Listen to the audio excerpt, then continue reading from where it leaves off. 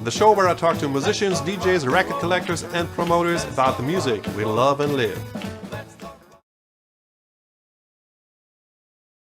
All right, here we are. Welcome to Let's Talk Rock and Roll with Deke Dickerson today. I think, Deke, your mic is muted. Is there? Yeah. Let's get started. Go. Hold on. Here we go. Yeah. Hopefully that's working correctly. We can hear you now. Yeah. All right. We got somebody from your hometown, Columbia. Yeah. Yep. It's Matt. Do you know him? I do. Yeah. All right. Cool. So for those of the guests who don't know you, can you just do a quick introduction? Like, who are you? Like, when did you start playing guitar, and when did you start listening to the music, what we call rock and roll, 50s, 1950s rock and roll? Yeah. Well, you already said my name. It's Deke Dickerson, and I'm a musician, guitar player, singer, entertainer, and do a bit of writing and record production on the side. And I got bit by this music when I was very, very young.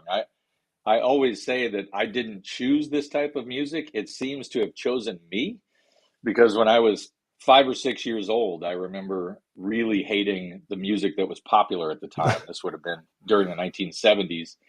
And when I first heard Bill Haley and Elvis Presley and that kind of stuff, that was it.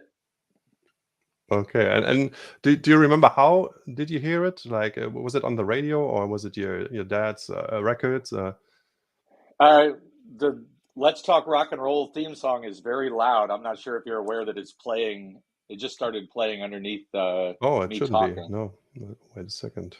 Let me Well, it ended now, so I'm not sure what happened. Okay. But to answer your question, in America in the 1970s, there was a big 1950s revival. We had movies like American Hot Wax and American Graffiti, and we had television shows like Happy Days and Sha Na Na. And it was really Happy Days and Sha Na Na and that kind of thing that where I heard the music for the first time. I remember Okay. they had the very first season of Happy Days. They had "Rock Around the Clock" by Bill Haley as the intro song. They changed that after 1 year, but the first year, "Rock Around the Clock" was playing, and I remember being, I don't know, 5 or 6 years old, and just, yeah, I like this music. This is a lot better than Led Zeppelin. Yeah, I had a similar expert. Like, Bill Haley was one of the first names I heard. We had a German rock and roll singer. His name was Ted Herold. I'm not sure if you're familiar with him. Yeah. He was singing in German. He had one song, what was called Bill Haley. Yeah, was singing about Bill Haley, and my parents, they had a reel-to-reel tape recorder back then, and they had a book where they wrote all the songs they had on the reels. So Right. I was looking when I was like 5, 6 years old. I was looking for Bill Haley to find the song, but then I found one Bill Haley song after another because I didn't know that it was the artist, and not the song. So That's excellent. that's how I discovered Bill Haley. Yeah.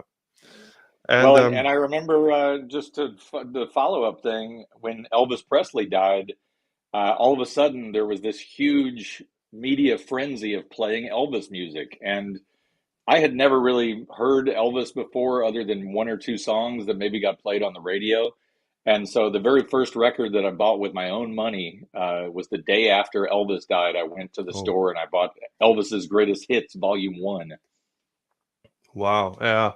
And I just thought about it today, like, what an influence Elvis had on all of us. I mean, we wouldn't be talking here if there wouldn't be Yeah. Elvis or Sam Phillips, for that matter. And I would wear different clothes, and I wouldn't play guitar.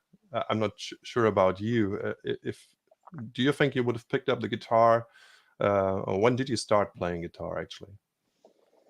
Well, to follow along with that, I was sort of obsessed with music, Bill Haley, Elvis, all the stuff that I was seeing on TV. And one day I saw Chuck Berry on TV, and this would have been in the 70s, so it was Yeah. 1970s Chuck Berry, and he was playing a Gibson Colorful. ES-355, yeah, with some kind of crazy striped flowered suit or something like that. But he was doing the duck walk, and he was doing all these things with his guitar, and he just looked so cool. And that was the moment that I said, "That's what I want to do. How soon until I can get a guitar? That's what I want to do." And so yeah, I got a guitar very soon after that, and just started trying to teach myself. Okay. Did you ever have some lessons from somebody or? Yes, when I was young, when 7 or 8 years old, my parents thought it would be a good idea to have me take guitar lessons, and so they borrowed this classical guitar from a neighbor of ours, and they got me taking lessons from this very strict old lady. Okay. And she was like, "We do not play rock and roll here. We are playing classical music, and you must hold the guitar like this, and you Yeah. you must put your left leg on this stool, and you Yeah. Yeah. must have the proper this and proper that." And she was horrible. I mean, talk about just completely demoralizing a small child. I just gave up after a month or two. But then several years later, this would have been, I think, when I was 13 years old, is when I got the electric guitar and started just playing along with Chuck Berry records and Eddie Cochran records and Gene Vincent records and Elvis records in my room, and kind of teaching myself how to play guitar. Yeah. Wow. I just want to say, I don't have to do all the questioning here. You can, of course, question. I mean, talking a bit to the viewers here, you can ask all your questions you want to Deke or to me, and we try to answer as many as we can. If you want to make sure Yep. that we read out your question, you can use Super Chat on YouTube, yeah, or you can also send a donation with PayPal to Let's Talk Let's Talk at randyridge.de. The address is also in the top corner, and you can just attach your question. That's how it works. But we try to get as many questions as we can. I Well, have and one more. I was going to say, Yeah. I'm doing this on my phone, so it's very small, All and right. the font is very small. So if I have to read a question, I'm going to have to go like this. Okay, I'll put it Oh on yeah, the now I see it. screen. Yeah, I can Okay, put all it on right. the screen. Yeah. Okay, you might have to just read it to me or something. I don't know. Okay. Um, I'm not sure if you were aware of the connection you have to Elvis Presley, um, coming from the state of Missouri. Let me see if I find it here. I have a. Have you seen any of those? That's the German like teenage No. magazine. It's got an Elvis special. They had like a big interview. And this is from 1959, by the way. Wow. And it says the boy from Missouri will answer all your Wow. questions about Germany and all his fans. So fake news is not a new thing. Yeah, somebody there in Germany was unable to tell the difference between Mississippi and Missouri, Exactly. which, yeah, Ends up in the same stream. So yeah, yeah. yeah, So I really got a kick out of it when I was reading that, and I was like, yeah. That's wow. funny. And it's like 3 years after Elvis was so popular in the States. I mean, when he got Right. station-wide famous and statewide famous, and still they messed it up here. that was a time when Elvis was in Germany, of course. So we have a first super chat, but no questions from Kate Jackson. Kate, we're really thinking about you, and Rody, Yep. of course, he's our minds. And maybe, Deke, do you have a Rody Jackson story to share with us? Well, yeah, I have Oh, several. many. I got the Yeah. back up Roddy a couple of times, and I loved those records, and I knew that he was just a really young teenage kid who lived in Central California. When he made those records for Specialty in the 1950s, and so wasn't really prepared what to expect when I met him. and good God, man, he was like a 19-year-old guy. He had so much Yeah. energy, and his voice was so great. And I mean, he just he played and sang and gave so much when I backed him up. I He was one of the most impressive guys that I ever played with, and I regret never being able to do any recording projects with him. I think Mm. that would have been super fun, you know, but we never got a chance to do that. I'm grateful though for the couple of times that I got to play with him, and I also Kate's listening here. I don't know, a couple of weeks after Roddy died, I emailed her and I said, you know, what's going to happen to Roddy's tenor saxophone? Because I had been sort of looking for a tenor saxophone myself, and so she sold me Roddy's tenor. Wow. Yeah. Yeah, So it's in good hands now. Yeah. I, It's, I think she was happy with it, you know, rather than just getting sold at some local store and nobody knowing any history behind it. You know, at least it's with somebody that knows the history and appreciates it. yeah. Exactly. I toured with Roddy once, and we played in Spain together. And I was really, I play a little bit of piano when we rehearsed, and he started like yes, standing up actually and pounding the keys. It was just so much louder, and there was another moment where I thought it's so much in the hands of the musician, like how an instrument sounds. Yeah. It was like I was so impressed, and he also got us together in a huddle before we actually started rehearsing, and he said, we're striving for perfection, but we never will be perfect, but we just try our best, and we all make mistakes, and he's going to make a mistake, but we just try our best. And he really did like a great pep talk, and that was just amazing to hear, and yeah, to play with him. He was a really great guy, you know, Yeah. during the pandemic when you know, a lot of us were out of work and basically kind of starving to death, not knowing how we're going to pay our bills and stuff. He, you know, he sent me a few tips online. He checked in with me. He's like, "How you doing, man? Are you able to keep your bills paid?" All that kind of stuff. He was just a real prince of a guy. I love that guy a lot. Yeah, definitely. Rody Jackson. Yeah, great recordings he made, but when at the age of like, was it 15 when he started? I think so. Yeah, It's he was just super young. unbelievable. Yeah, and yeah, he's he always will be with us in our memories. And so we have a question. I put it on the screen, and it's from Tim. Can you see that, Deke, or should I read it? Who's your Who most is your influential Ozark area musician? Okay, so Maybe I'm not for sure if, just I'm sorry, yeah. for the Germans or Europeans, what does Ozark mean? So, you know, I'm from the state of Missouri, and in the southern part of the states, uh, there's a big government created lake called the Lake of the Ozarks. And the Ozarks is kind of like they even made you know, a Netflix show called Ozark that's about this area. Okay. It's sort of a hillbilly vacation spot. I mean, back in the day, there used to be a lot of, you know, amusement parks and boating and camping and things like that. And there's a city down there called Branson where they have all these country music shows. It's just a very big tourist destination. And then there's also a city called Springfield, Missouri, which is very close to the Ozarks. So I would have to answer that question uh, twofold. All right. Number one, the original Ozark inspiration for me is Ronnie Self, who was from a very small town called Tin Town, Missouri. It doesn't even exist on the map anymore, but Really? it was near Uh, Springfield, Missouri, and he lived in Springfield. Uh, I mean, Ronnie Self's records, when you hear those things for the first time, they take off the top of your head. They're so powerful and yeah. Yeah. incredible.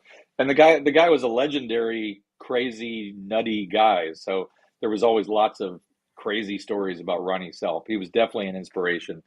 My second Ozark influence, when I was first playing guitar and forming my first band and starting to play around at clubs and things like that, I would have been, you know, 13, 14, 15 years old, there was a group from Springfield, Missouri called the Morels. And the Morels also had a couple of other different bands, the Skeletons and the Symptoms. They were together for a very long time, probably, 30 or 35 years under these various names.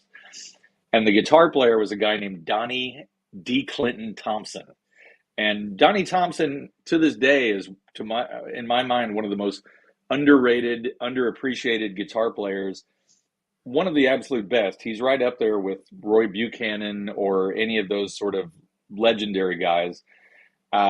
He could play anything from hillbilly, country, rockabilly, all the way up to any kind of 70s rock, jazz, blues, pop, anything. The guy could play anything. Yeah. And when I first got started, I would go to this local club called the Blue Note, and I couldn't get in yet.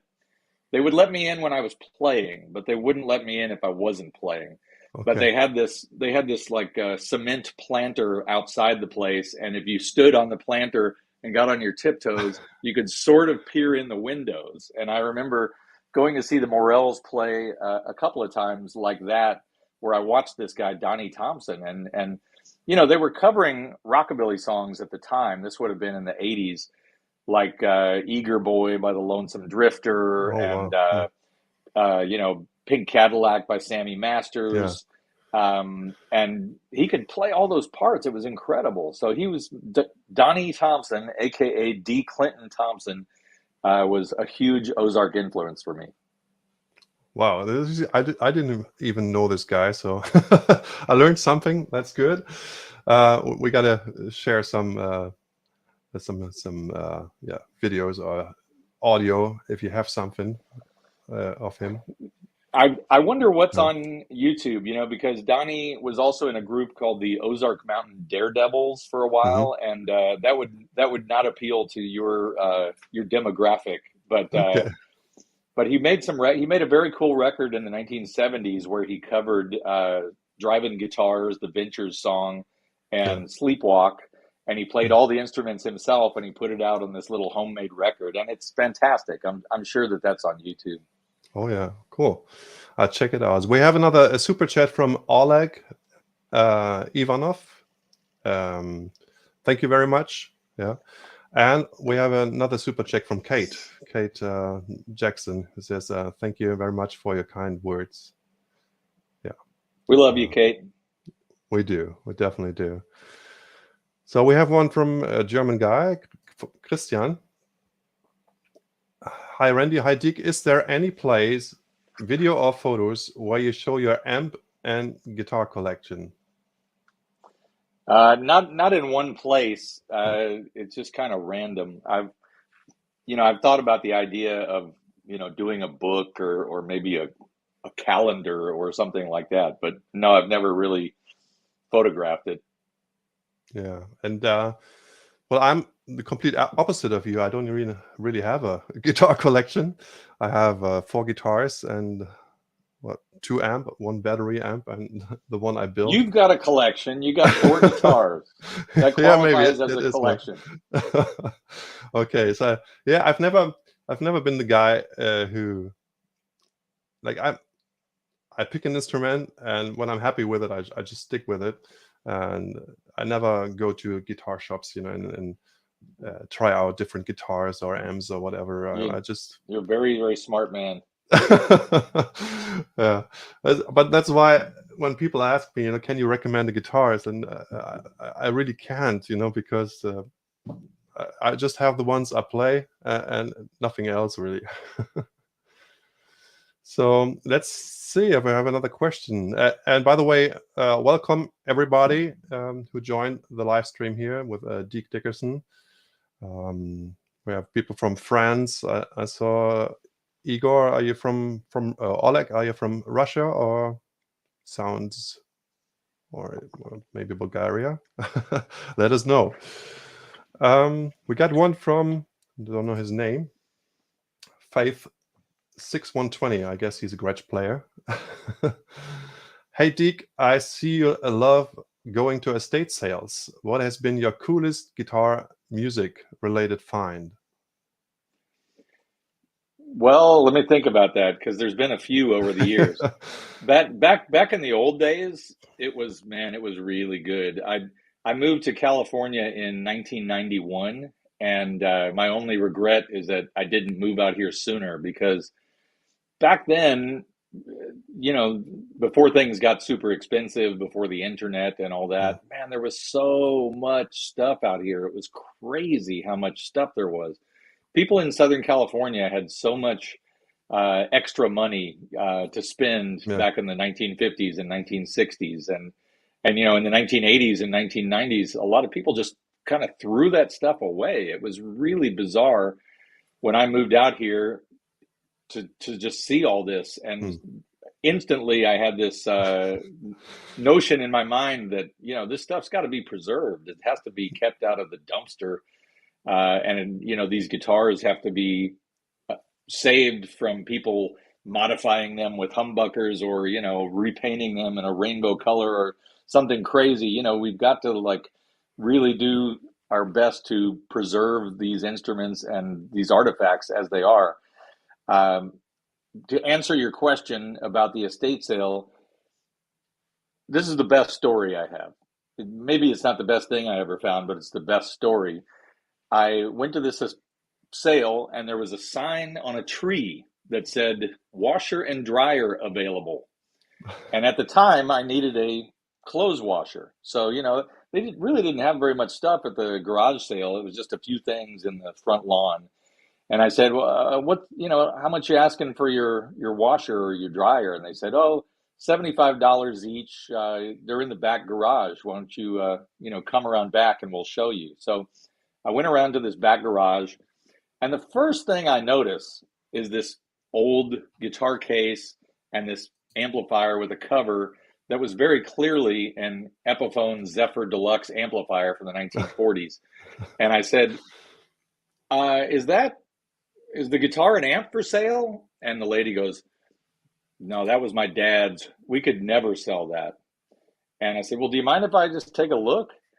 And I opened the case, and it was an Epiphone Zephyr Deluxe from the wartime era, and an Epiphone Zephyr Deluxe amplifier.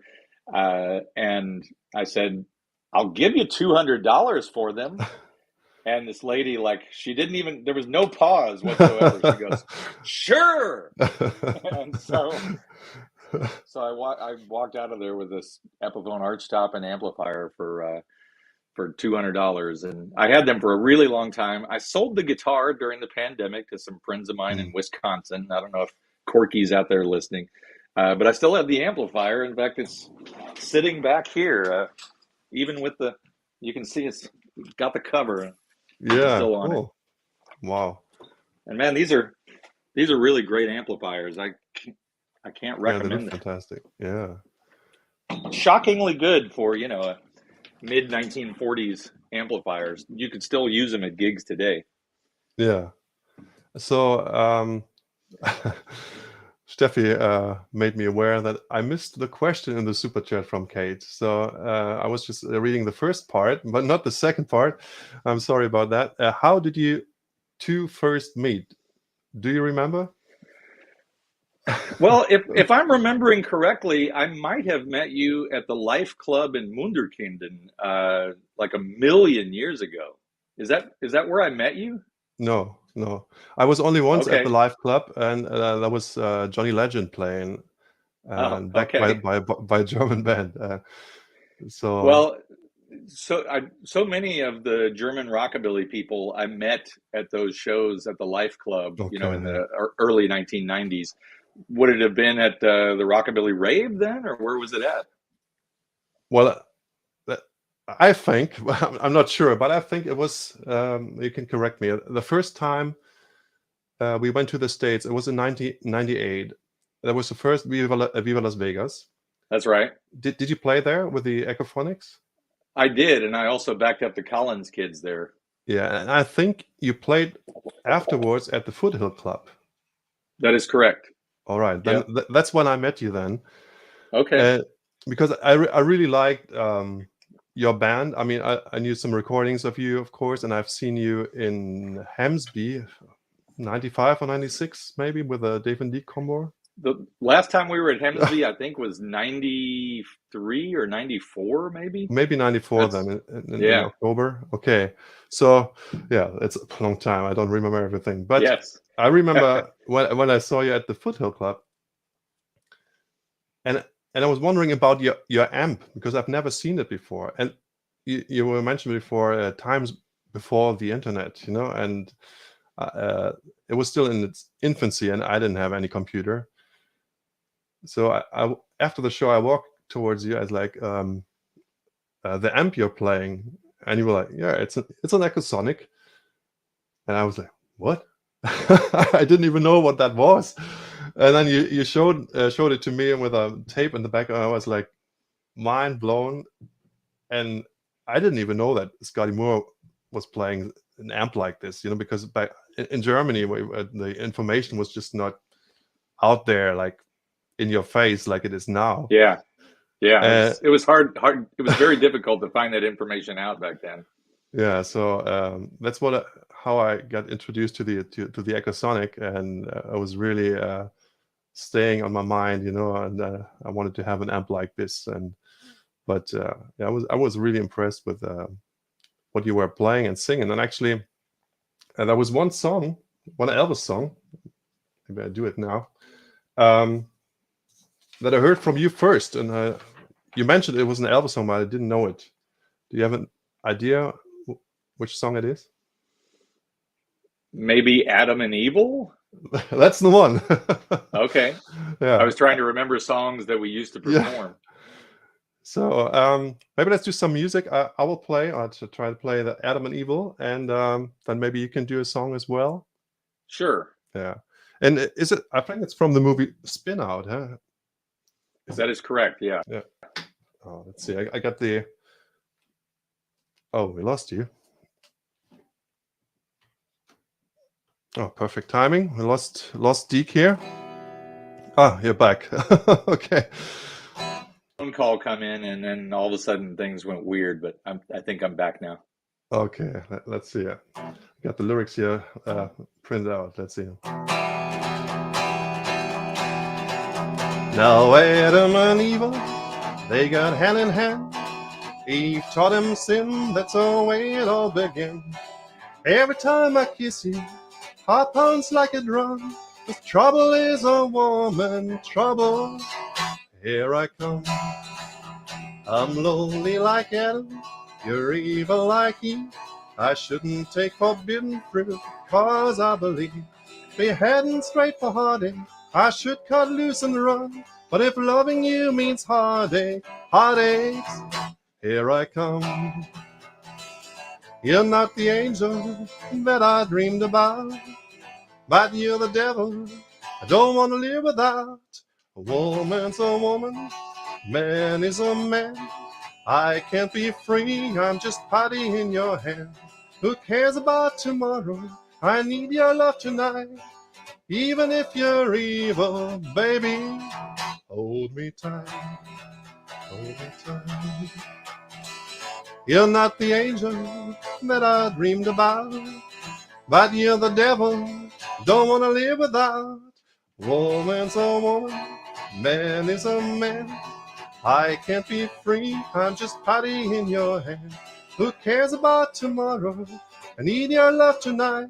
And baby, if you're evil, baby, hold me tight, hold me tight.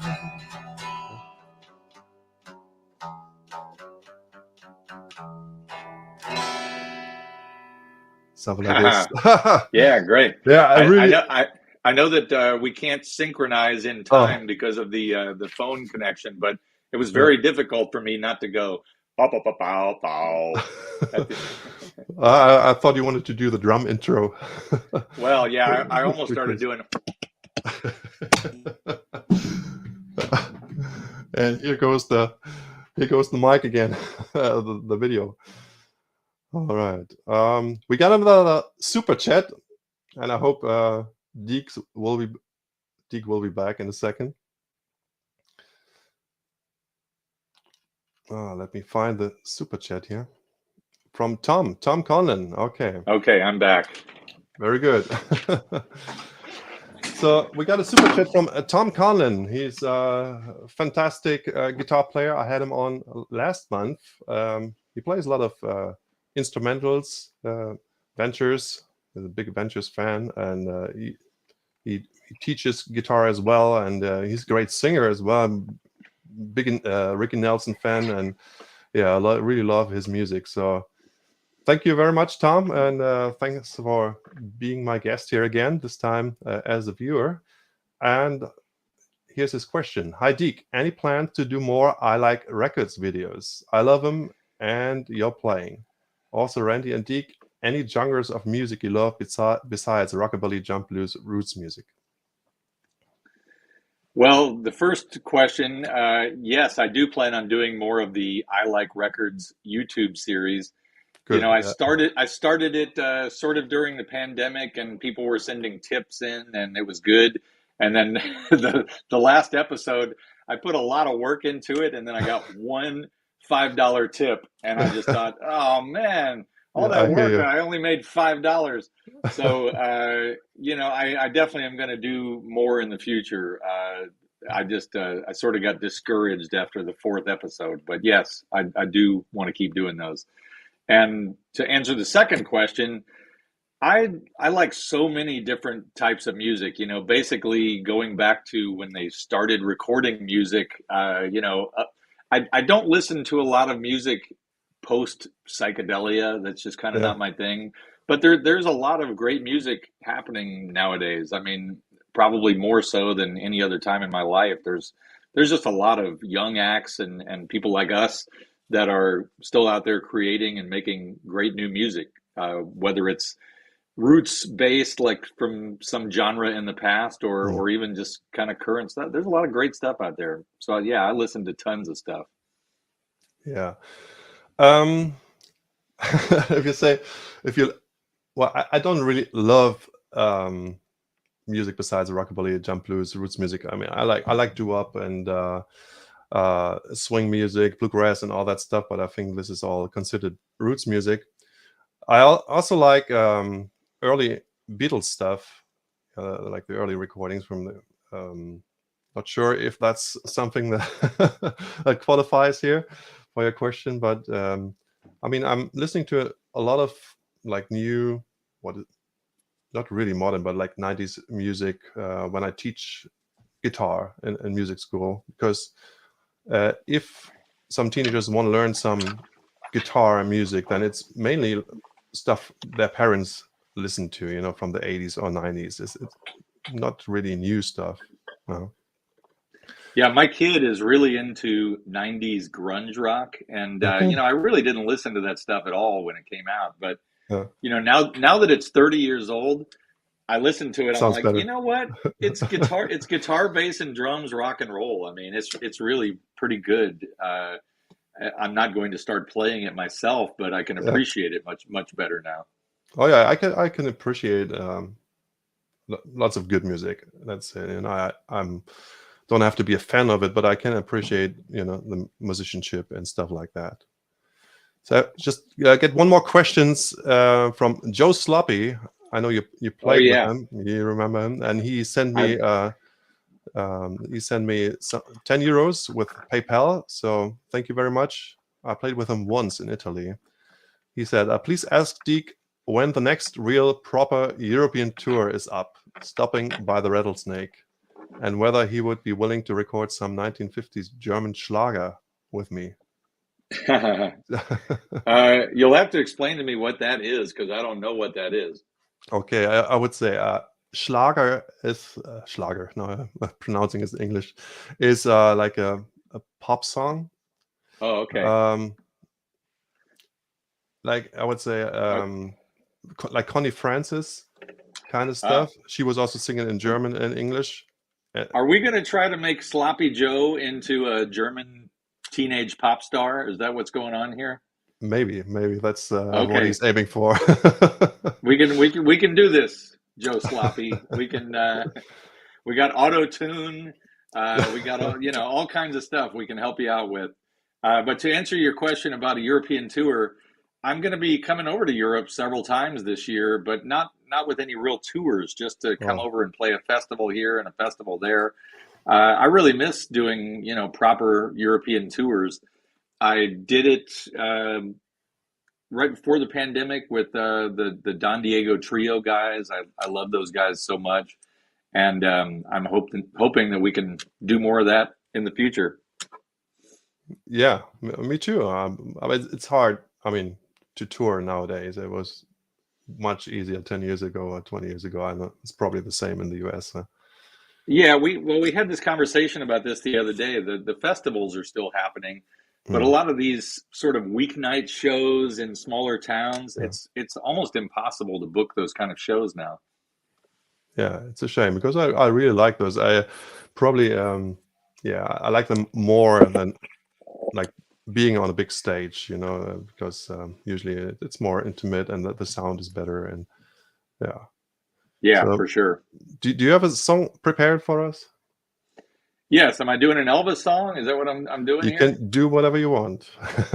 Well, I'll do an Elvis song, and then if we get on the subject of Jerry Lee Lewis, then maybe I'll We do a will. Jerry Lee song later.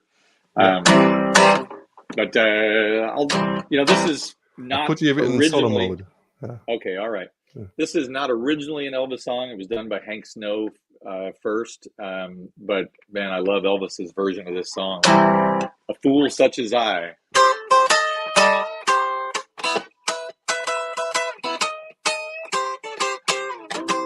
Now and then there's a fool such as I. Pardon me if I'm sentimental when we say goodbye.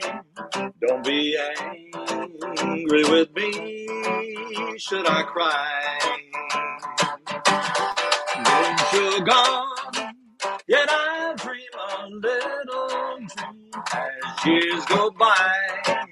Now and then there's a fool such as I. Now and then there's a fool such as I am over you. You taught me how to love, and now you say that we are through. I'm a fool, but I love you, dear, until the day I die. Now and then there's a fool such as I.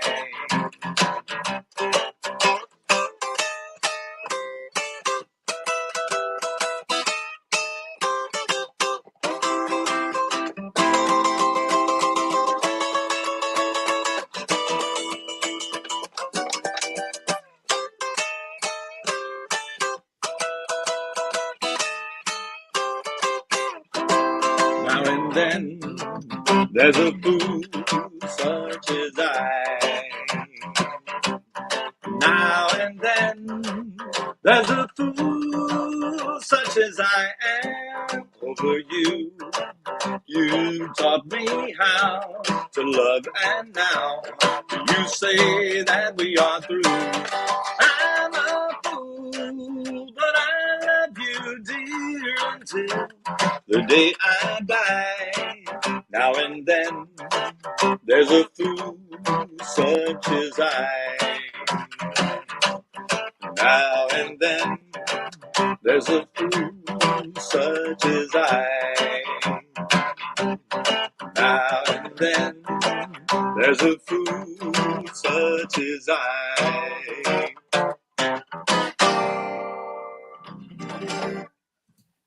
All right. Yeah. Deke Dickerson, A Fool Such as I. That's one of my favorite songs by Elvis.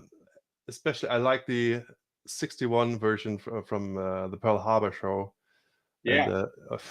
it's just amazing, even with the screaming and everything. And I like the little bit that Hank Garland does there. And it's one of the songs where, when I try to play it, I think Hank Garland, it sounds like he plays all the same every time in the verse, but it just sounds great. And when I try it, it's like, oh, Well, yeah, you heard me try it. I played an approximation of it. Yeah. We're never going to hit that level. No, no, Hank Garland. Have you? I know one guy from Holland who went to the Garland family, and he was able um, to hold the guitars and stuff like that. Have you been there down in Florida? I know the Garland family. I've never visited them in Florida. There was a friend of mine who was representing the guitars for a while, and he had them, at his house. And so I visited his house, and I was able to hold a lot of the famous Hank Garland guitars. I mean, it was incredible. They were really, really nice guitars, as you would imagine. Oh. We got another super chat. No, not the super chat, but a donation from Stephanie. Deke, you've had so many performances in your life. What was your most embarrassing experience on or off stage? Did you have any of those? Yes, very early on, I remember I told you the story about, standing outside the club and peeking in the window. A couple of years later, I began playing at that club on a very regular basis. But the first time that I got hired to play at that club, I think I was 15, something like that. And, when you're 15 years old, you think you know everything, and you think you're the greatest thing that's ever lived. And so I was just rocking out with my guitar, and I went out in the audience, and I was rocking out with my guitar, and then I got back on the stage, and the stage wasn't very high. It was maybe, half a meter high, something Okay. like that, less than 2 feet. And I missed, and I landed flat on my face, landed on my guitar, and I just remember laying there on the stage going, "Oh no, now I have to get up," And you got up, and of course everybody's laughing and smiling, and what do you do, man? Yeah. You failed, but you just kept playing, but that to this day, I think that's probably my most embarrassing moment on stage. There's no way to cover that up. Like No, no. no. Yeah, I think one of my most embarrassing things was the first gig I ever played. It's all in my book, by the way, and we get to Oh, your book as nice, well. Yeah. nice. Um, so I tried to tell the story short. We didn't have a clue about playing, but we went to a guy who booked gigs, and he said, "Yeah, well, I have to kind of hear you before I can book you. Do you have any demo tapes back then?" And no, we don't have anything. Or maybe I book you for a small show. And so he booked this, and it was actually very well paid for us. It was like 400 German marks, and we were playing as a second band of four. And basically, we had two guitars, and the drummer was supposed to be the bass player, but then the drummer finished, so the bass player went to play drums, but we couldn't afford a drum set, so he was just playing on a suitcase. So when we got to the show, he couldn't play the bass drum at all, and he was just like doing the I don't know, without the just the cymbal. I can't do it. Cymbal and snare. That's funny. And then the other guitarist, his guitar was always out of tune, like every second song. And then he tried to tune it by ear, but you know how it is when you're 15 years old and try to tune by ear. It just got worse and worse. And then at the end, we played La Bamba, and we thought, this is going to be our song, and this is what they're going to dance, And everyone was just like watching like this.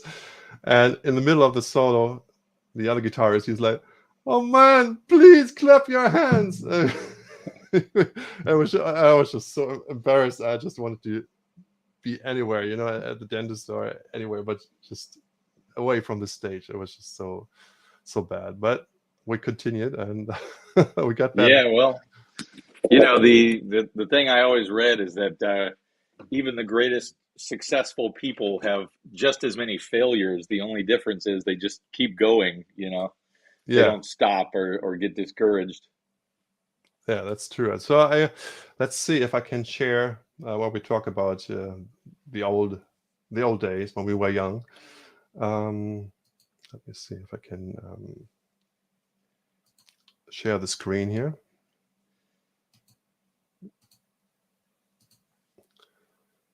All right, here we Oh go. yeah, It works. yeah. I meant to crop that photo, by the way, but Oh, we can do it like this. So tell us about the picture.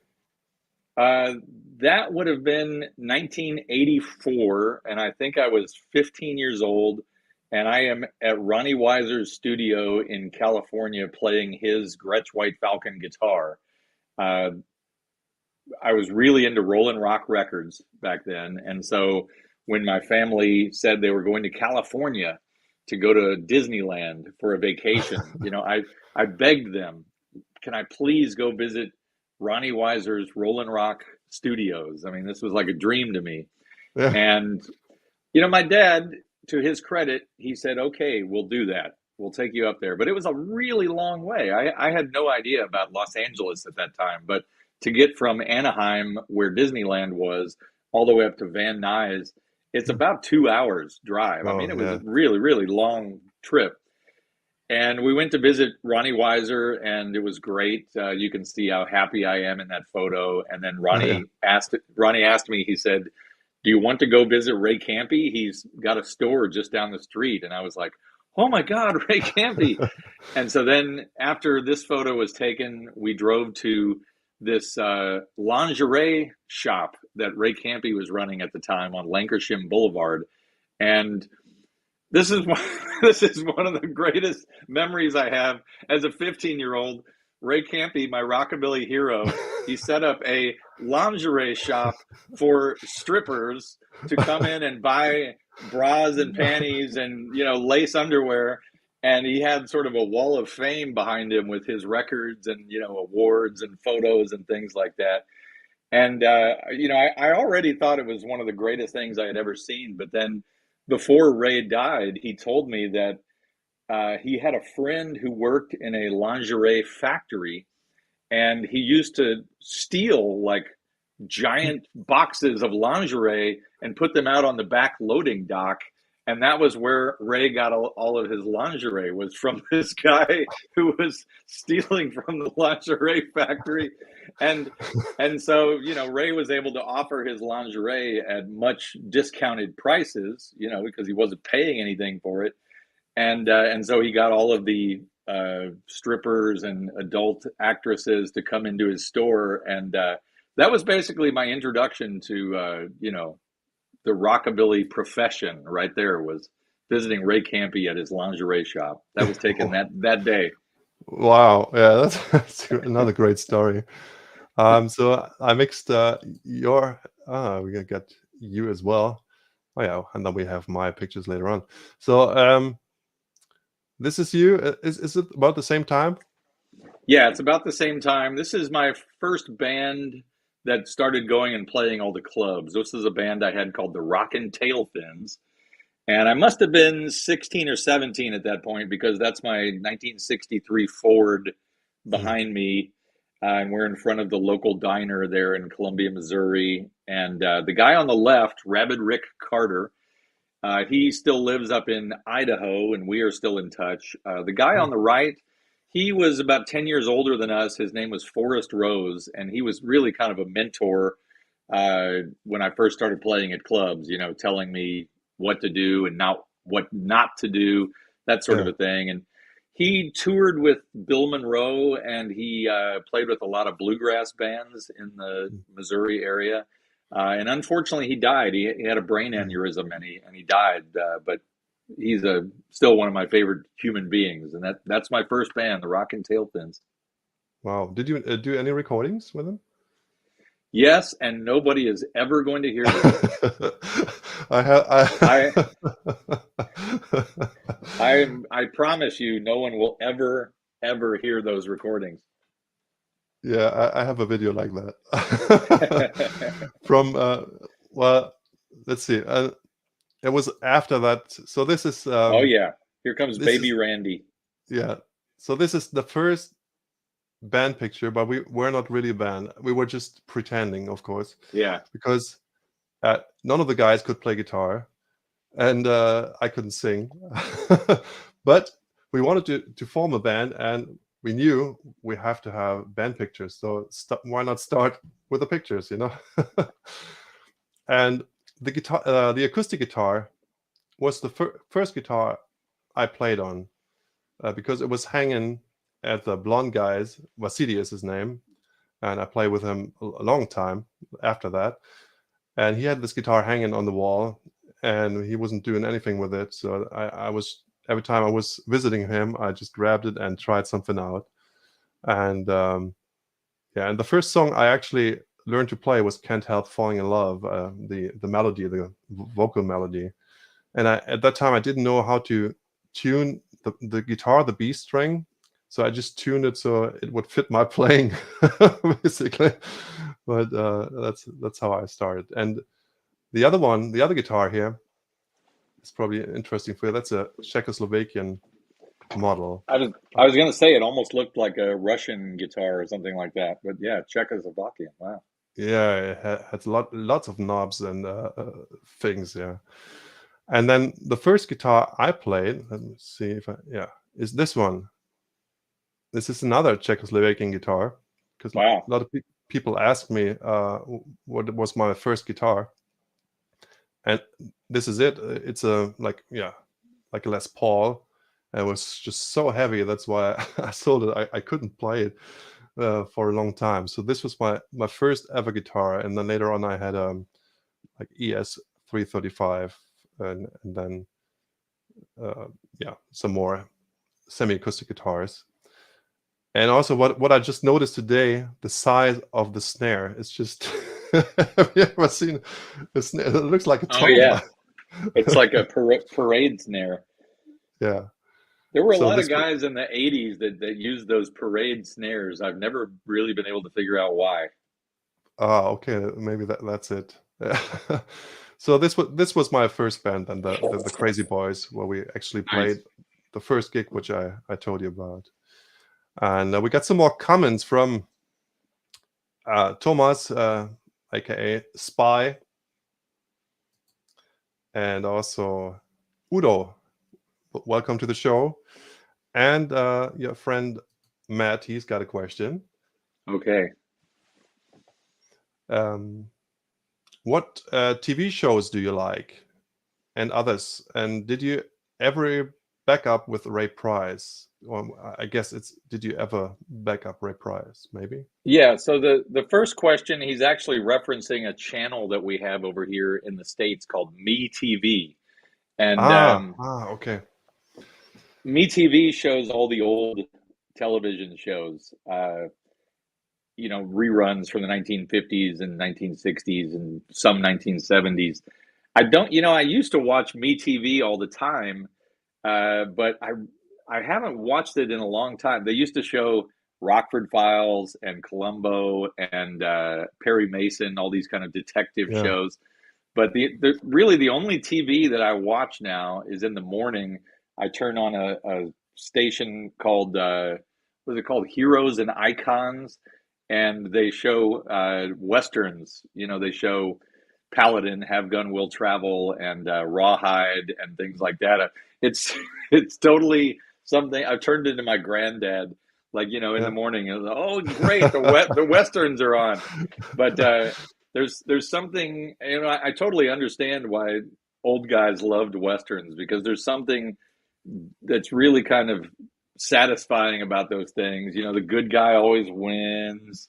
Yeah. It's like I don't know. I just enjoy them sort of playing in the background while I'm answering emails and things like that. It's not like I'm really paying attention to the plot or anything. But anyway, Yeah. that's to answer your question. That's all I got. But then, as far as backing up Ray Price, no, I never got to back up Ray Price. He always traveled with his own band. But I do have a really good Ray Price story. Ray Price played in Bakersfield at Buck Owens Crystal Palace. And I went there, and I was thrilled to see him. He was so great. I brought my copy of his first album to get autographed, right? So he begins the show. He says, "I'm really sorry, ladies and gentlemen, but I've got a cold and I'm not going to be able to sing very well tonight." And of course, everybody's like, "Oh, man," because tickets were expensive. They were like Yeah, 30 or yeah, 40 bucks. But then he starts singing, and it sounded exactly like the records. I mean, he sang yeah. perfectly.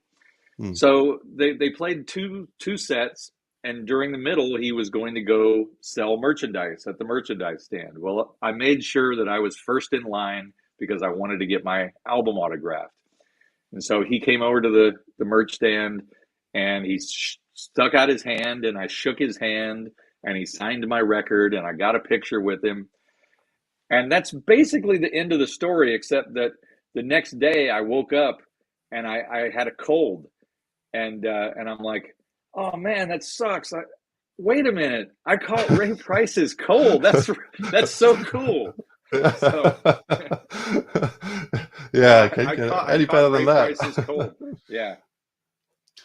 Yeah, but by the way, if you have any more questions, just let us know, and Deke, of course, loves to answer your questions. Let's get to Jerry Lee for a while. I hope I can Okay. see all the questions here. Yeah, maybe if you can just the viewers a comment or have a question so I can see if I'm still able to see all the questions because they're I kind only of see Matt's question on the screen right now. I don't know if yeah, there that's are the only others. one on the screen. But the last one I had was from Udo. He said we are still young. Yes, we are. Yeah. So Jerry Lee, I know you're a big Jerry Lee fan, and Yeah. the same with me. I first heard Jerry Lee on a cassette. My uncle, he fled. I'm from East Germany, and in the last year, like 88, 89, my uncle fled to West Germany, and so for a while we weren't able to get in touch, or he wasn't able to get in touch with him because they were controlling everything, all the mail. But after a while he got in touch with some friends of my parents, and he was asking what we would like to have for Christmas. And I said, well, I would like to have some rock and roll CDs. So then he sent me, not CDs, it was cassettes back then. Yeah. So he sent me 2 Elvis cassettes, Chuck Berry, Little Richard, and 1 Jerry Lee. And the Jerry Nice. Lee blew me away. That was, I liked everything, of course, but Jerry Lee was really the one I really loved from the beginning. Yeah. What was your introduction to Jerry Lee? Well, like Chuck Berry or Elvis or any of those guys, I sort of got introduced to him in the 1970s during that whole revival thing. Mm. But then I remember this would have been when I still lived in Missouri. There was a guy there who I had a show on a local radio station. It was like a public radio station, and I had a rockabilly show on there. And the program director at the time was a guy named Bill Wax, a very wise guy. He knew a lot about music, and he sort of he had the Jerry Lee Lewis box set, and I'm trying to remember if he loaned it to me or if he played some of the stuff for me. But there was all these alternate versions and talking in between songs, and it was just it blew my mind. And so it wasn't very long after that I was able to find a really beat up copy of Yeah. the Jerry Lee Lewis box set at a record show, and man, I just went off the deep end. I mean, that stuff to this day is some of my favorite music. And I think Jerry Lee Lewis, people remember him because of his wild blonde hair falling in his face, and how he set pianos on fire, and how he played the piano with his feet, and all this kind of stuff. But I think he's really, really underrated as a piano player. I mean, he was so good at such a young age and could just play anything. And if you listen to the Sun box set, man, they're playing all every style of music under the sun. Yeah, They're playing yeah, they're playing Dixieland, they're playing old pop songs, they're playing blues songs, they're playing dirty blues songs, they're playing boogie woogie, they're playing rock and roll, they're playing gospel songs. It was like Jerry Lee, I think, to me, much more so than Elvis or any of the other guys, really, just played so many different styles of music so well, and yeah, he still blows me away. And to me, he's number one.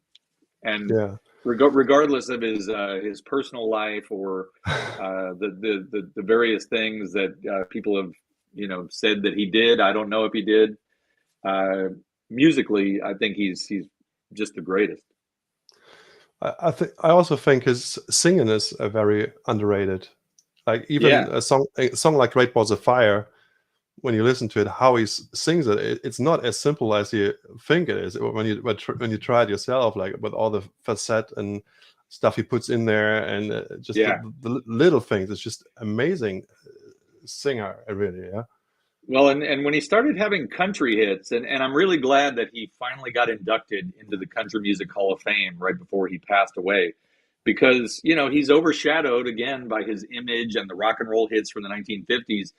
But man, those country records that he did on Smash in the 1960s, and to a lesser degree, the stuff he did on Mercury in the 70s, they're fantastic. I mean, yeah, he's such a killer country singer. I mean, he's got this amazing range. He just really puts a lot of feeling into it. yeah. Those records like Another Place, Another Time, what made Milwaukee famous has made a loser out of me.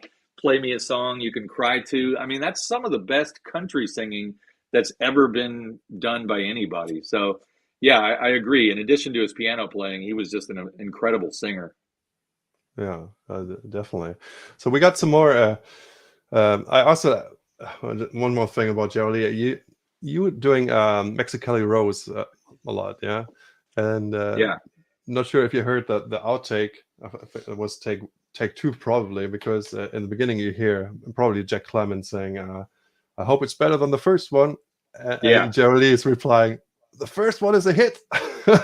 Oh, you don't like it? The Well, first one is a hit. well, yeah, the original version of Mexicali Rose by Gene Autry is slow. It's like a ballad. Yeah. And so the first thing he does, Mexicali Rose, please stop your crying.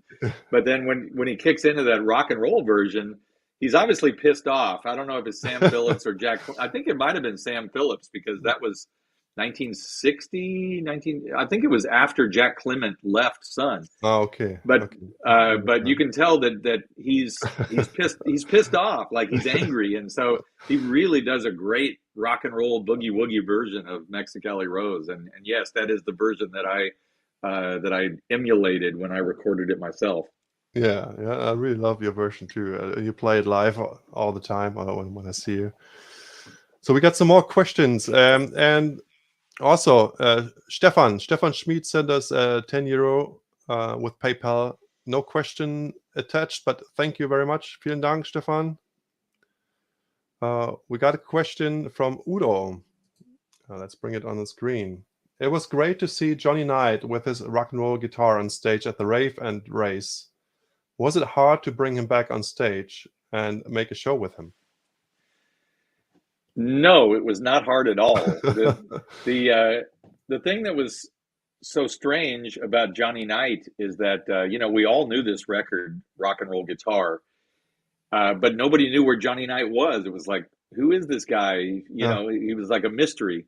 And that's because he's an Italian guy and his real name is John Mangiagli. And so he was living in Southern California, this whole time, and nobody made the connection. And so most of the other 50s rock and roll, rockabilly people had already been rediscovered and played the festivals and all that many years before, going back to the 1980s and 1990s. And I kind of thought, yeah, there's no more of these guys left to be discovered. I mean, we've got them all out of Yeah. the woodwork, and there's no more. And then I got an email one day from a friend of mine who played in a band called the Sidewinders, and he said, "Hey, Do you know who Johnny Knight is? He did this song Rock and Roll Guitar. He's going to be singing with us tonight at the LA Farmers Market. You should come down if you want to meet him. And I thought, what? Johnny Knight, like the Johnny Knight? I thought these guys have to have it all mixed up. Like it Yeah, can't yeah. be the Johnny Knight of rock and roll guitar fame. Too good to be true. Yeah. Yeah. So, and this was not very long ago. I mean, this, 8 or 9 years ago, I think, 7 or 8 years. I can't remember when this was. I went down to the Los Angeles Farmers Market, and it's very busy. There's a lot of people, and I instantly see this guy standing there. He's tall. He's dressed immaculately. He has this fantastic looking suit, just really sharp dressed, shiny black shoes, and he's got this jet black pompadour and this little thin pencil mustache. And I'm like, oh my God, he's a star. Look at him. It's Johnny Knight. And I walked up to him and I go, you have to be Johnny Knight. And he goes, well, yeah, how did you know? I said, man, you look great. And he really is one of my favorite people, like Rody Jackson. Johnny has just so much energy and enthusiasm for his music. And so after I met him at the farmer's market and saw him perform, I mean, he could still sing. He sounded great. He and his wife, Joanne, invited me out to their house for a big Italian feast one afternoon, which was great. And it was one of these awesome Italian family things where everybody played music. Their son, Mark, played music. Their Joanne played accordion. Their parents, her parents were there and they played music. So like everybody had to take a turn performing for other people, and it was just a really, really wonderful get together. And that's sort of how Johnny and I struck up this friendship, and we wound up backing him up at local shows in Los Angeles, Viva Las Vegas, the Rockabilly Rave, the Rock and Race. And we were going to go to Italy to perform at the Summer Jamboree right before the pandemic, but unfortunately it got canceled. But man, I love that guy so much. He's awesome. Cool. Yeah, I missed the shows you play with him, so I'm really, really glad. I hope that he can return to the stage. I never met him, so that's one of the guys. And I just have to tell one other detail that I loved so much, because Johnny Knight is a rock and roll guy. He's not a country guy. He's not a blues guy. He is a rock and roll guy. Like he was just really into Little Richard, Elvis, Fats Domino, all that stuff when it came out. And that is what he likes.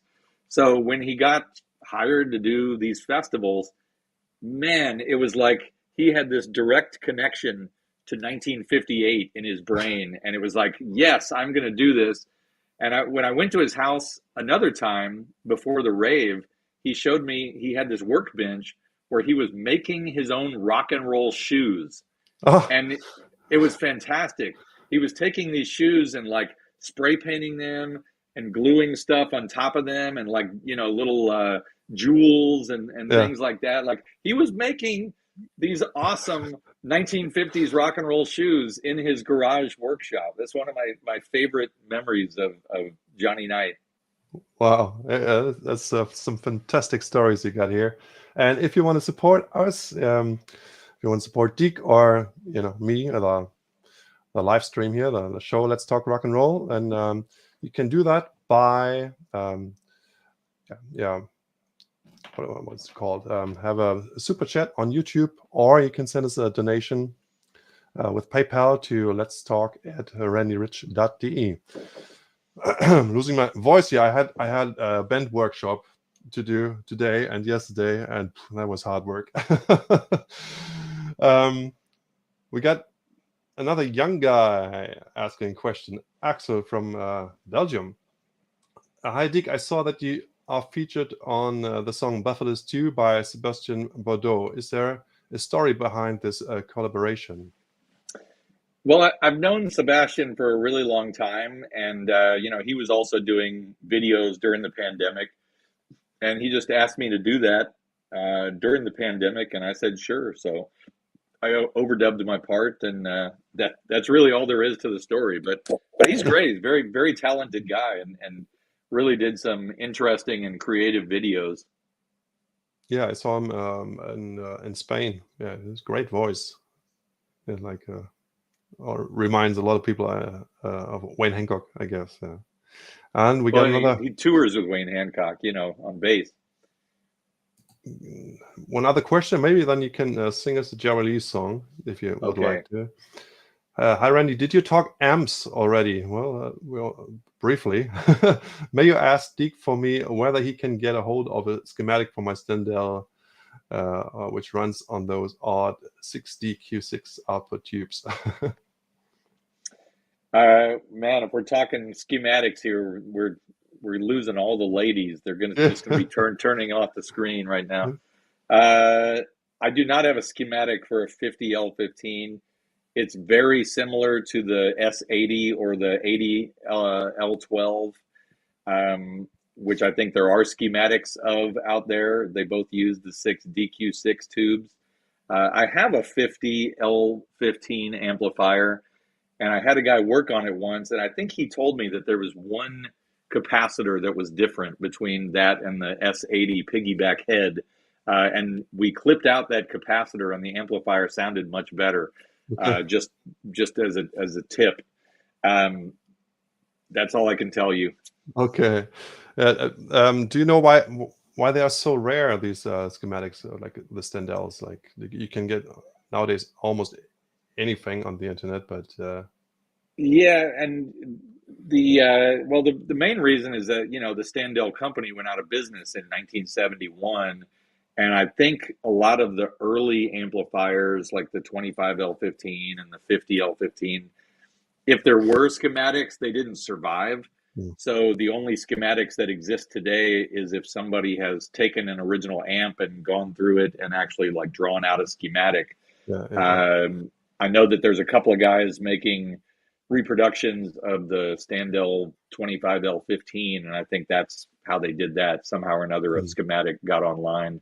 But there was sort of a rebirth of the Stendhal company. A guy named Danny McKinney made reissue amplifiers, and they were very good, sort of boutique amplifiers, very expensive, very well made.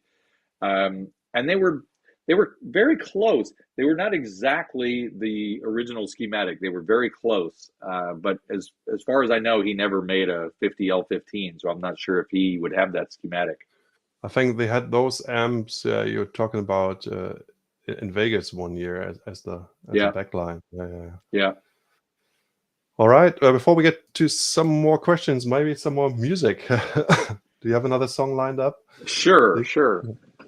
And I will just say, when it comes to Jerry Lee Lewis, that I always wanted to play piano like Jerry Lee Lewis. And if you think about it, he destroyed all the competition. I mean, you can't take up piano and play rock and roll without getting compared to Jerry Lee Lewis. And there's a lot of guys out there that are really, really, really good. But wow, talk about a guy that just sort of like erased the possibility of you establishing your own. It's like you're always going to get compared to Jerry Lee Lewis. So on one hand, I really wish I had learned how to play piano, but on the other hand, I'm sort of glad because you'll never compare to that guy. I'm going to do a song of his that I think is really underrated, called "Lovin' Up a Storm."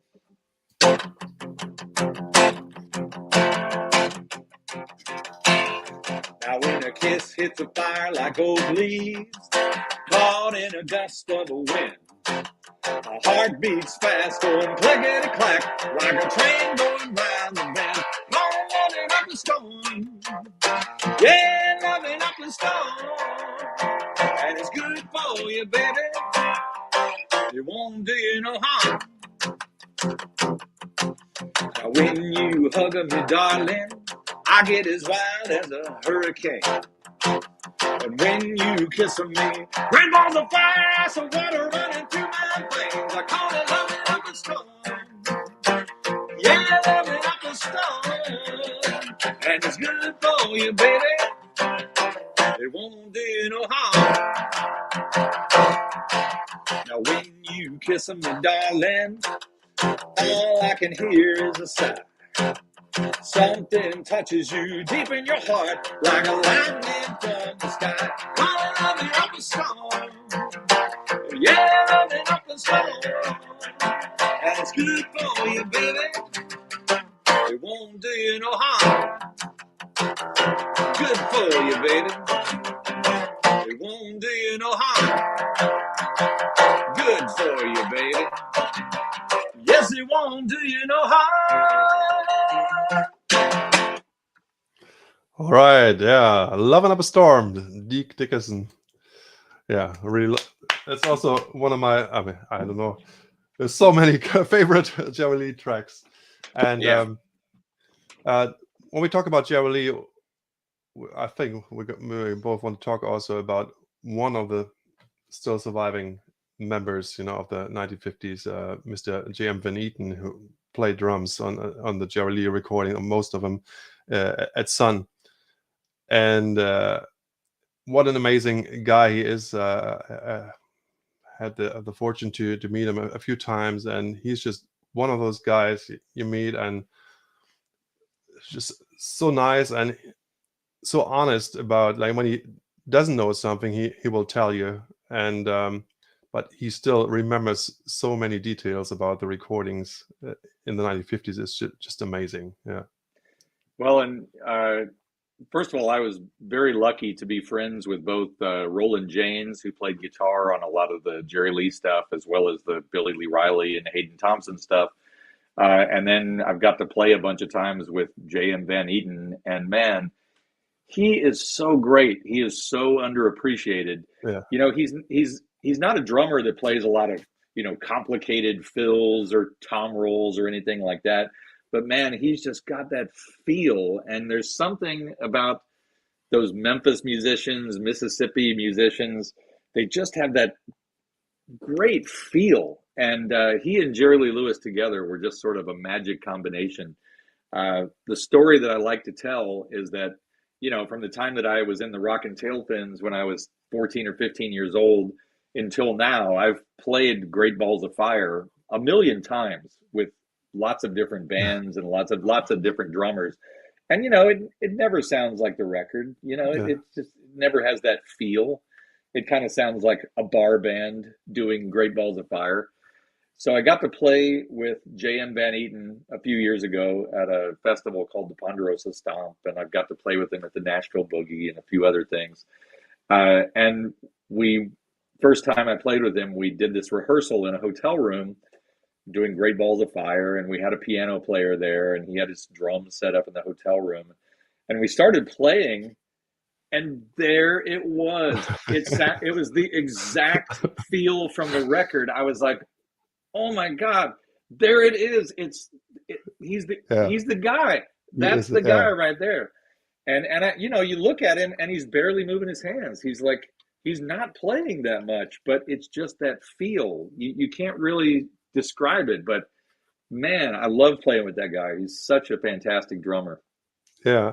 When I first heard Crazy Arms, it was like the first track where I thought, oh, the drums really make music. Like the drums and the piano together, it's just magic how they played with each other, complemented each other.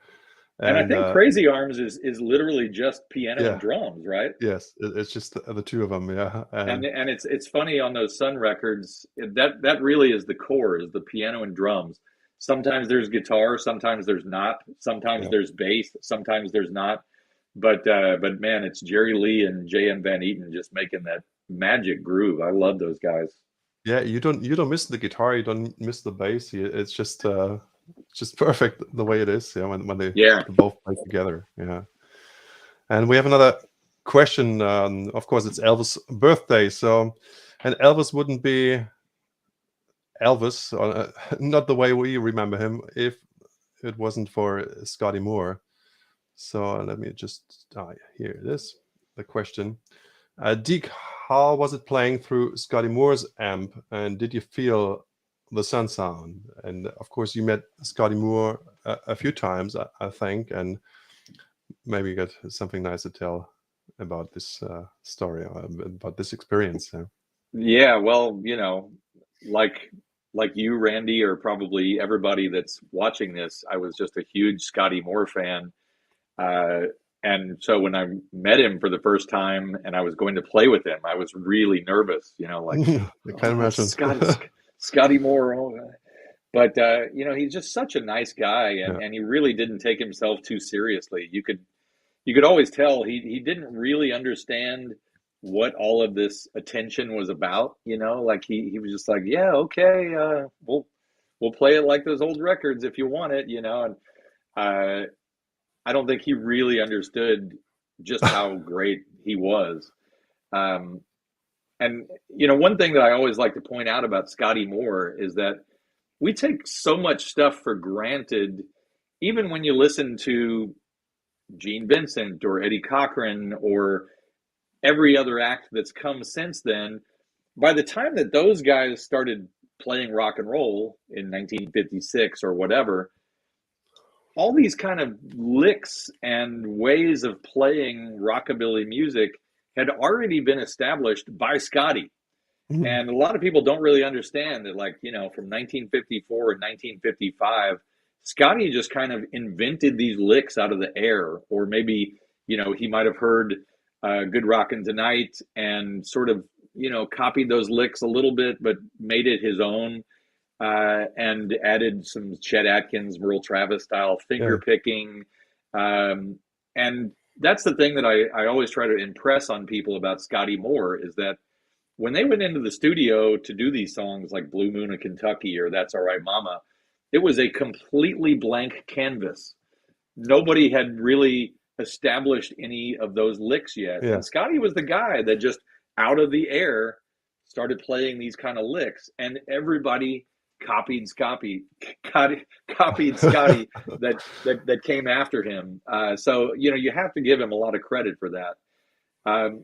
To answer your question about the amplifier, so Scotty had two Echosonic amplifiers. He had the original one that he played on all the Elvis records, and then he had another one, an original amplifier that he bought in the 1980s to have as a spare.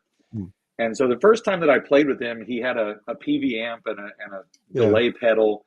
And I said, oh, man, I was really hoping that you would have your Echosonic amp. And that's when he told me that he had two of them, the original one and then this one that he had as a spare. And I just said to him, I said, wow, well, if you ever want to sell the number two amp, the spare amp, please let me know.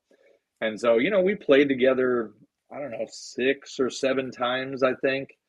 And became pretty good friends. Like when I would go to Nashville, I would call Scotty up like, hey, can I come to your house and hang out with you? And I would drive up there and hang out with Scotty. And we never really talked about the amp thing at all. But then out of the blue, one day I got this phone call from a woman who was kind of his girlfriend slash assistant. We could never really tell what was going on there. But she called me and said, well, Scotty is going to sell his number one amp to this collector in New York, and it's going to go for a lot of money, but he wants you to have that number two amp. And I was like, holy crap, like really? And so then, he wasn't asking a ton of money for it, but it was more money than I was, than I had at the time. So I kind of had to borrow some money and sell a couple of things. And then I flew to Nashville, hung out with Scotty, had him tell me all about, how he maintained the amplifier and the tape loop and all that kind of stuff. And we took a bunch of pictures and things like that. And so to answer your question, when Scotty Moore would take, I brought along an ES-295 that belonged to my friend Mel. And we had him play through the amplifier and take some pictures of him with that 295 and the Echosonic. It was right there in the room with me, man. It was the Sun sound. And this would have been 2008, I think it was, when I bought that amplifier from him. And I remember just thinking, this is incredible. I'm in the room with a guy who was in the studio with Elvis and Bill Black in 1954 in the middle of July recording That's All Right Mama and Blue Moon of Kentucky, and he's still alive in front of me playing these licks. And to this day, one of my favorite experiences of my whole life. Yeah, I really miss him. He was a great guy. I can imagine. Yeah, I met him once in Chicago after the show, and yeah, as you say, he was such a nice guy. And that's when you played the PV amp Yeah, with the pedal, but it still sounded like Scotty Moore. It's it just did. Yeah. yeah. We got Big Al says hello. Big Al from Munich. Big Jolie fan, Hey, of Big course, L. and Robert too. Robert Big Sandy. He All says right. hi. So lots of famous Hey, Big people here on the Sandy. show. Yeah. All right. Have we another question? Just no. Then maybe it's time to get to the Merle Travis book. We haven't talked about Merle Okay. Travis yet. Oh, yeah. So you wrote a book. How long did it I take? did. Yes. Yeah. Well, it took me about 3 years, and then it wound up taking about another 2 years to actually come out because of the pandemic and the delays and all that kind of stuff. But yeah, it was 3 solid years of research and writing. Yeah. And you met a lot of people on the way, and you got a lot of material. Yeah. And because Merle Travis, he was also a great cartoonist as well. And uh, who did you meet to do some research for the Merle Travis book? Well, the genesis of the idea was it kept bothering me that there was not a Merle Travis book, and I thought there should be a Merle Travis book. And Yeah. so he had two daughters that lived here in Southern California, Merlene and Cindy. And I met them a couple of times. I met them at a Marty Stewart show and at a thing at the Grammy Museum downtown Los Angeles. And I just kind of kept bugging them like, hey, there really should be a Merle Travis book, and I think I should be the guy to write it. Mm. And eventually, Cindy let me into this storage unit that they had kept for 30 something years after Merle's last wife, Dorothy, passed away. And it was all of Merle's things. It was his guitars and his nudie suits and Wow. his photographs and his letters and his memorabilia. And,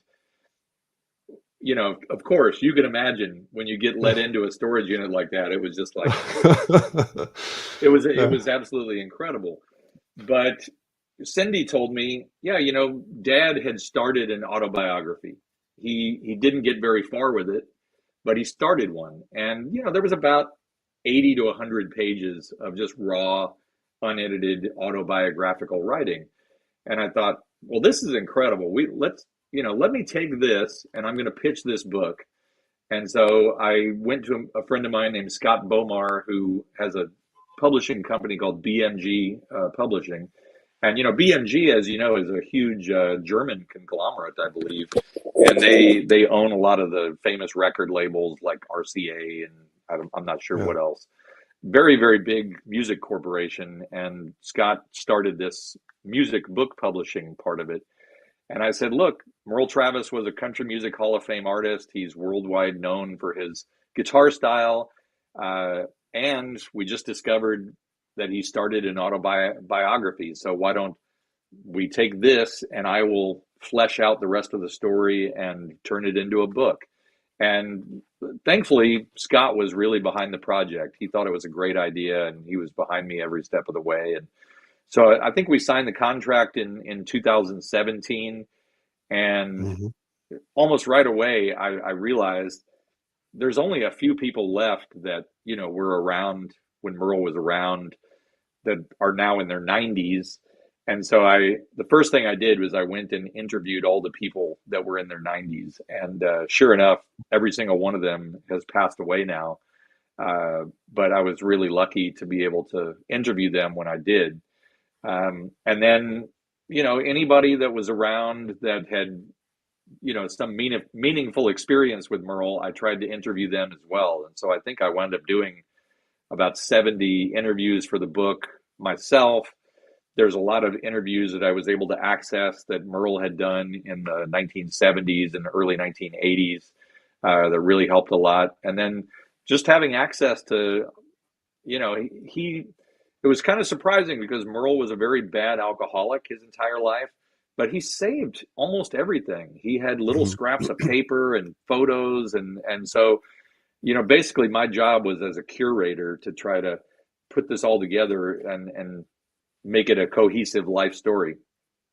Yeah, I mean that's fantastic that you found so much stuff, and it was available to you, and you. I'm really looking forward to reading the book. I wished I would have sent the PayPal to the right address the first time. It's on its way. You should have it in a few days. Yeah, and Merlin Travis says, "I've been waiting for this segment. Hi, Deke." Oh, there she is. Hi, Merlene. Just wanted to put this on the screen too. And the book is And available. and let Mhm. me just interrupt and say that Yeah, Merlene and Cindy were incredibly supportive and very helpful, and I could not have done the book without them. So thank you again, Merlene, and also to Cindy. yeah. Thank you. Um, so we got a couple more questions about Merle Travis. Of course, I got one too. But who turned you on to Travis and his guitar style? Well, when I started playing guitar in Missouri, I was really into rockabilly and rock and roll, but I also liked country guitar, and I would find records at garage sales or at record stores.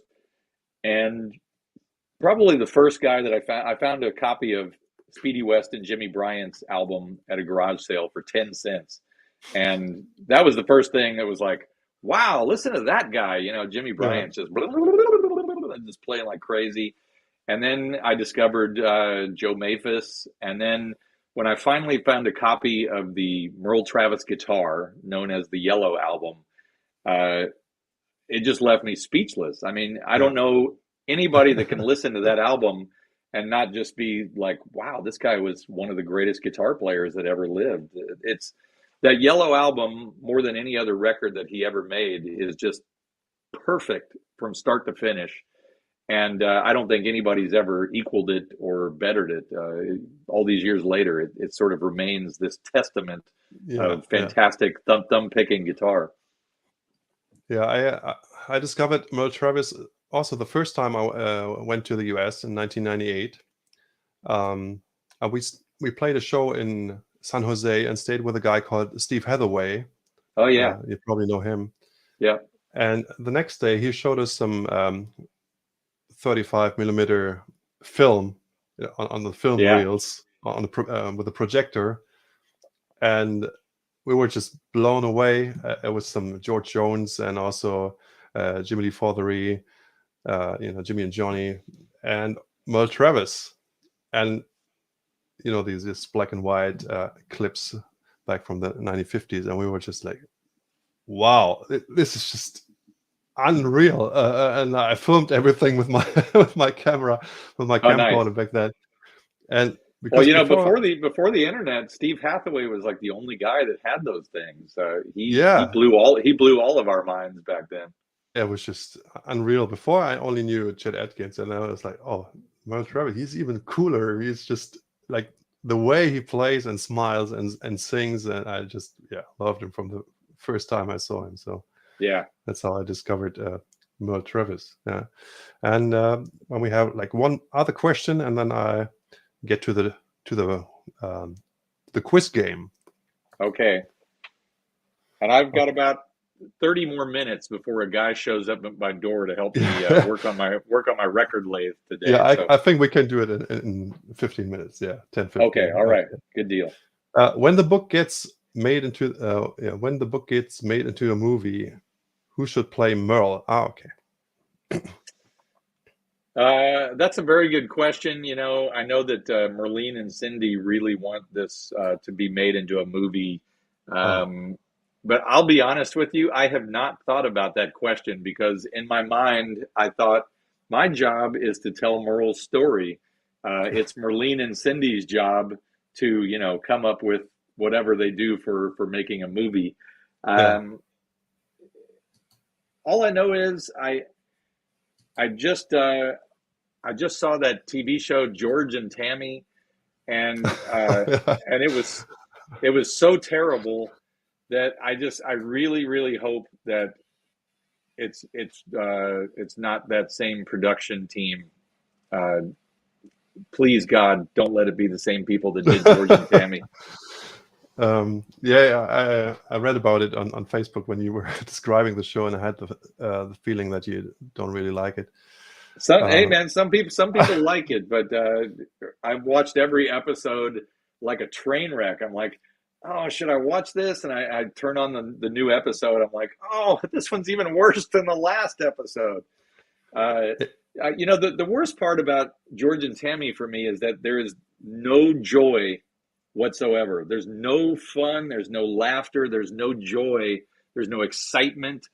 And so my wish, if the Merle Travis movie ever does get made, is that people really need to know that he was a very funny, likable guy that everybody loved. I mean, he just had this personality that just really kind of won people over. And so I just hope that whoever they get to play Merle, that they'll convey that part of his personality. Yeah, it's probably the same feeling I had when I saw the Sun series they had. Was it on Country Music Television, I think? Boy, that was a stinker. Boy. Yeah. All right, so we come to the quiz game, and let's see. I'm winning now. I'm winning now. All right, here we go. Do you know where I took it from which movie?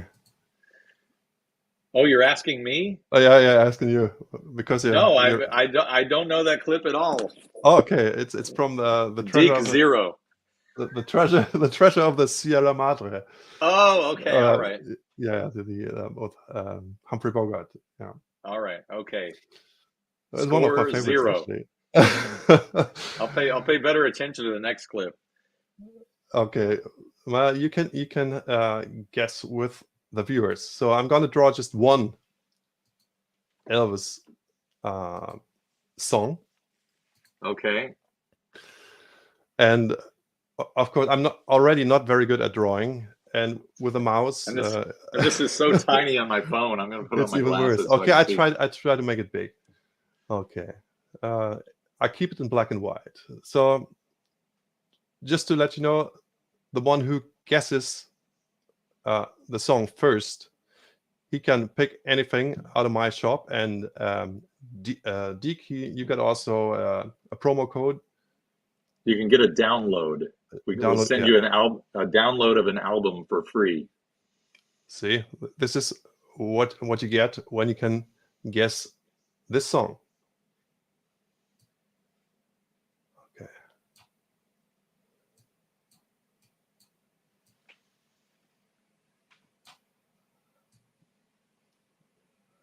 It's the mouse. I'm usually a little bit better, a little bit.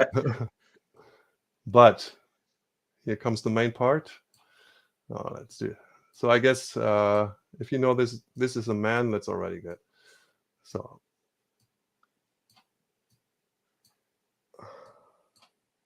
Oh, am I supposed to not yell the answer?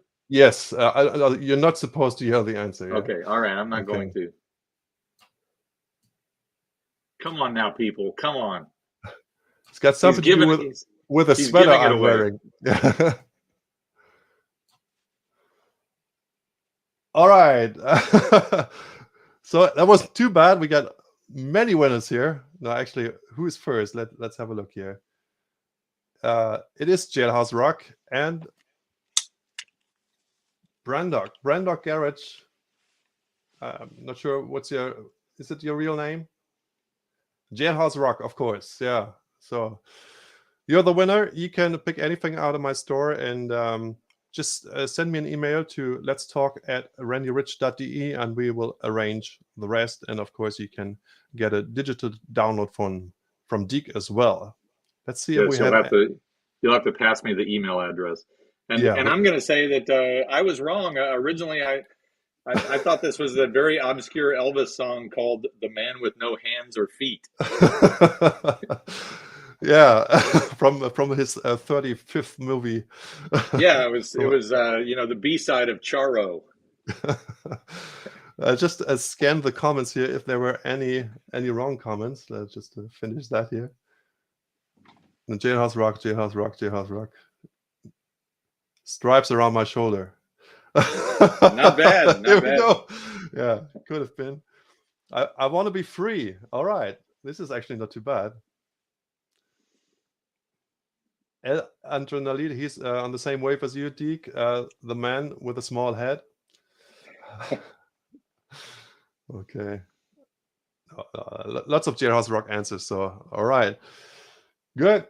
So, your last chance to ask Deke questions. He's got to go, and he doesn't get to go, but he has a guest who takes care of his lathe. Yeah. Maybe tell us something about the record lathe you quite recently purchased. Yeah. Yeah, I started my own record label in 1994. So, I've been doing this for a long time. And I would go over to this guy's house, a guy named Lynn Horowitz, and he would cut records on this old Scully lathe. And it was fascinating to me to watch this process. And so I always wanted to learn how to do it, especially because, later I would send off my records to the pressing plant and they would master them at the pressing plant. And I was never happy with how they came back. They never sounded the way I wanted them to. And so, earlier this year, I was able to find a Scully lathe up in Minnesota, and I drove up there and I drove it home. And I've been sort of teaching myself how to cut and also improving this lathe as I go along. And so Jacob Horowitz, who is Lynn Horowitz's nephew, he is coming over here today to my house to help me replace some bearings so that we can get a smoother operation on the lead in and the lead out at the beginning of the records. He's showing up in 20 minutes, supposedly. Okay. I also want to thank Jeffrey Bain. He sent us €6.69. Thank you very much for your donation. And Brandon Brandock. Oh man, so many comments now. He says he sent some money before. Well, thank you very much for that too. I probably missed it here. Oh yeah, Jeff Brain. Okay, I saw it. You're the same guy. Oh, thank you very much, Brandock. So it paid off. You can choose something from my store and get a digital download from Deke. All right. So maybe let's have Matt, your friend Matt from Missouri. The last question. Tell the second Jerry Lee Lewis story, please. Or tell two Jerry Lee. Is it Jerry Lewis or I guess Jerry Lee? Oh, did you meet Jerry Lewis too? I never met Jerry Lewis, but I have a couple of Jerry Lee stories. Maybe I'll just tell the story of my Jerry Lee Lewis 8x10 photo. Okay, this is like a story that goes on for like 20 years. Okay.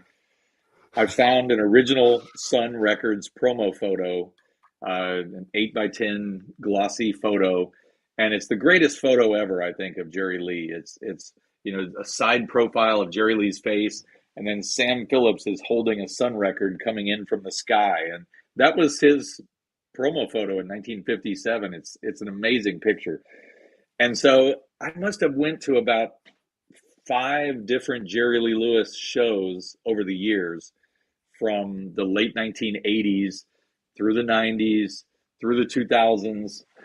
And I got so close to Jerry, like every time I was like within 5 feet of Jerry. I'm like, Jerry, sign the picture. And I never got it signed. And I dragged this thing all over the country. Like, maybe I could get him to sign it this time. Nope, it did not happen. And it became sort of a joke. I'm never going to get this record signed.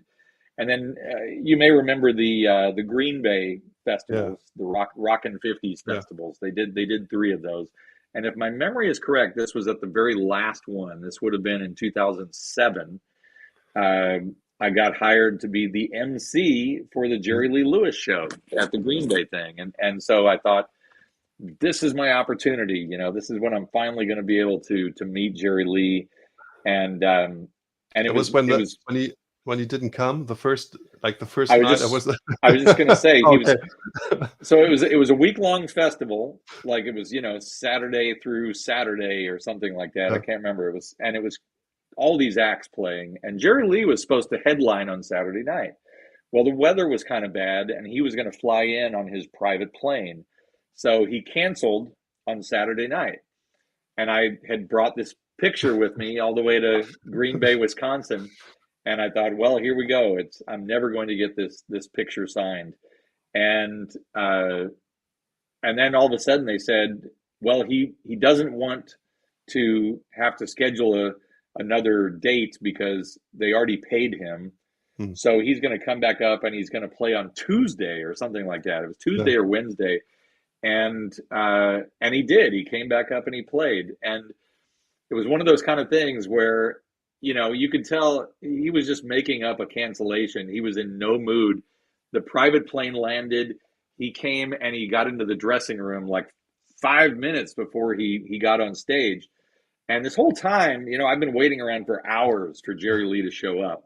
And so I just thought, screw it. I'm going to leave this photo and a Sharpie pen inside the dressing room and just see if he signs it. And so he went in the dressing room about 5 minutes before the show started.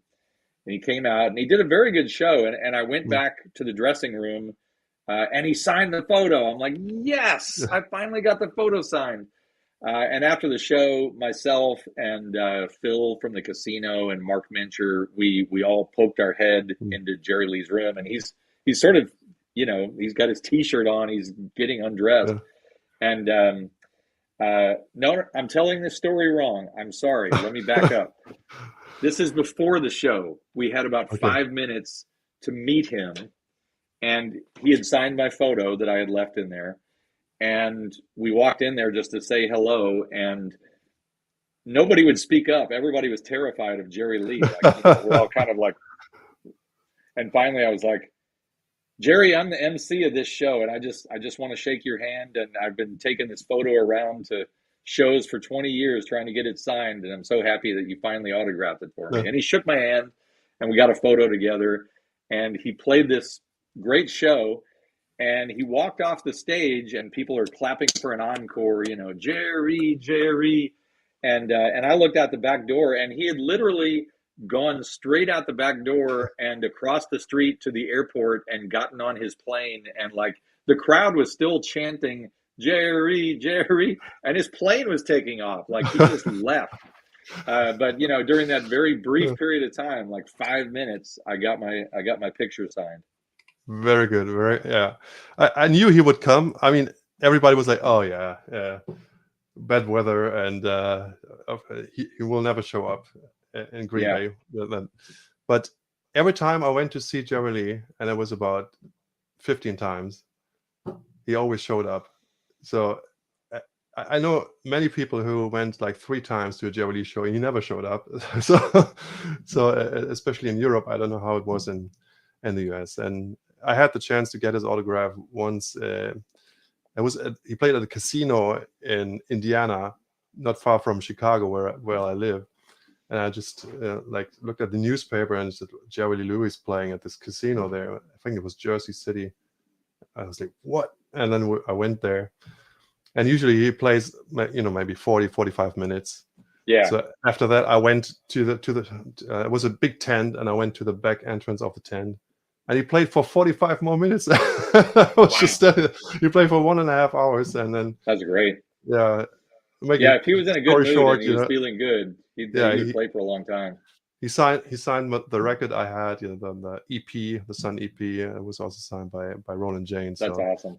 He was just saying, I won't sign bootlegs, but I signed this one. So, all right, Deke, we'll let you go.